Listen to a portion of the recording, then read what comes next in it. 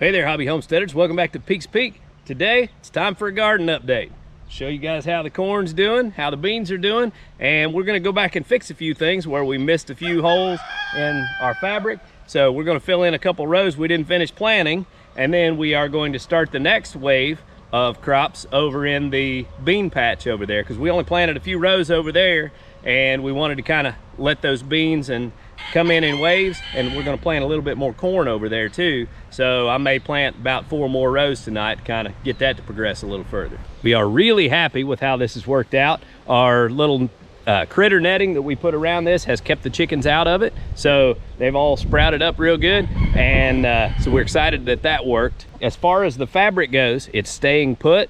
The wind hasn't bothered it. We've had several little storms and pretty decent winds, and they've not blown the fabric away, so that's good. And our rows, even though I didn't chalk any lines or didn't have any lines on the fabric to go by, our rows turned out looking pretty straight. Not too bad for what we got to work with. Now, we did miss a few spots when we were planting our corn, so we're gonna go back and fix that. But it's been 2 weeks since we planted, and the corn is 6 or 8 inches tall, so I'd say that's pretty good. So we'll go ahead and fill in these spots wherein no corn has come up yet and try to get that filled in just so that the rows are complete, but no big deal really.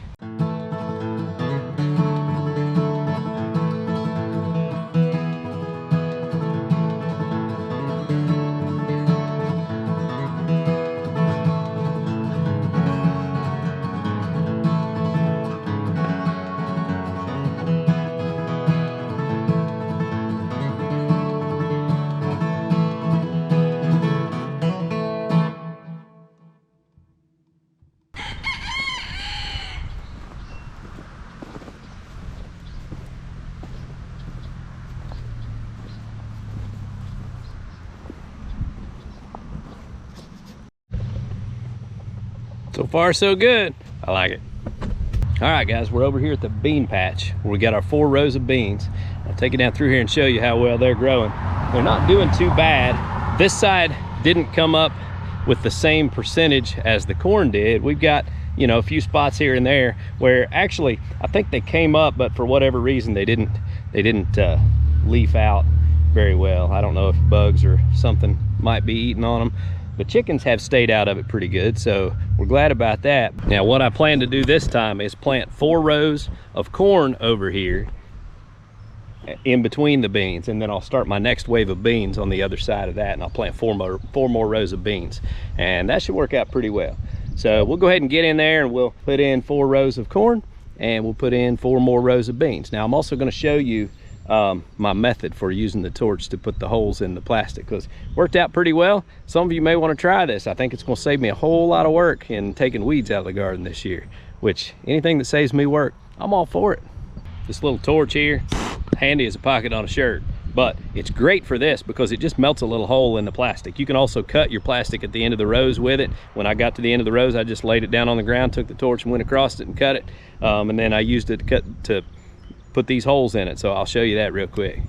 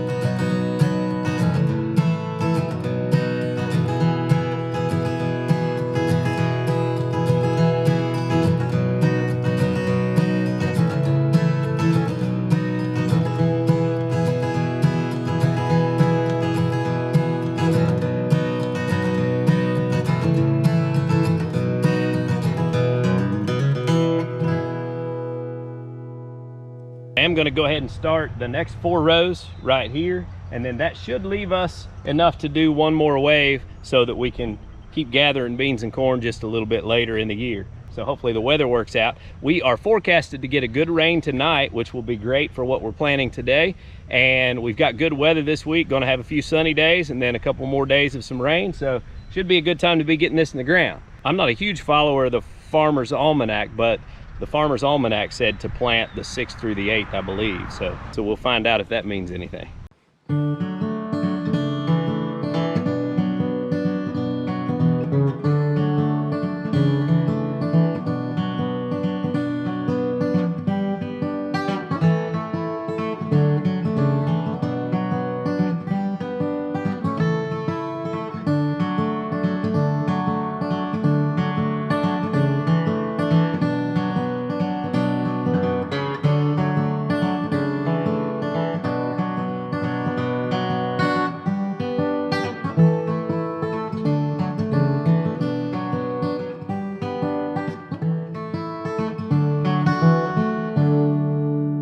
Eight more rows in the ground, 4 rows of corn, 4 rows of beans. So we will be back for another update once we have more to tell, but we'll have one little section left here to plant, and I think the gardens are gonna do good this year. And I think after we get that last little bit planted, we're gonna have very little work to put in for the rest of the year until it's time to harvest. So pretty excited about that. Now, a couple things I'll share about this.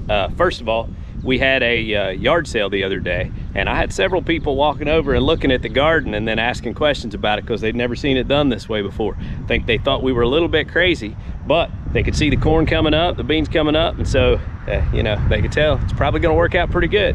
I think it's a good idea. Now, I have since talked to a few folks who just put out black plastic like this, and they said that worked pretty good as long as you made the holes to where water could run off in them.